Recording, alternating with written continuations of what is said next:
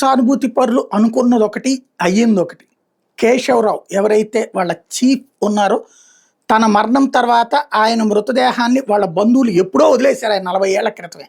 ఇప్పుడు ఆ బంధువులను ఎతికి పట్టుకుని వాళ్ళ ద్వారా ఆ మృతదేహాన్ని హ్యాండ్ ఓవర్ చేసుకుని అంత్యక్రియలు పేరుతో భారీ కార్యక్రమం నిర్వహించాలి.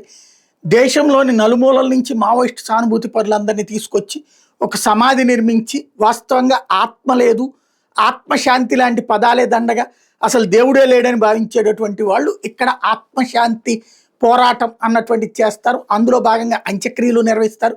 ఈ అంత్యక్రియలు నిర్వహించే తర్వాత సమాధి నిర్మించి, ఆ సమాధిని ఏదైతే వీళ్ళకి సంబంధించినటువంటి స్వతంత్ర సమరయోధుడిలాగా, లేదంటే కనుక దేశ రక్షణ కోసం పోరాడినట్టుగా ప్రొజెక్ట్ చేసేటటువంటి ప్రయత్నం చేస్తారు. దానికి భారీ కార్యక్రమానికి స్కెచ్ వేశారు.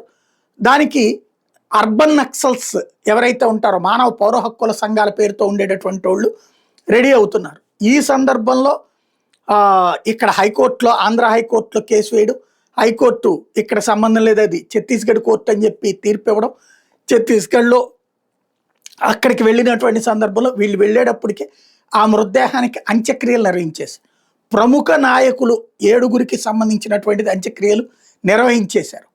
తద్వారా పోలీసులు షాక్ ఇస్తే దాని మీద తీవ్ర ఆగ్రహం వ్యక్తం చేస్తున్నారు మావోయిస్టు సానుభూతి పరులు. ఇది దుర్మార్గము, వాళ్ళ బంధువులకు కూడా మృతదేహాలు అప్పజెప్పకపోవడం ఎలాంటి మానవత్వం అని ప్రశ్నిస్తున్నారు.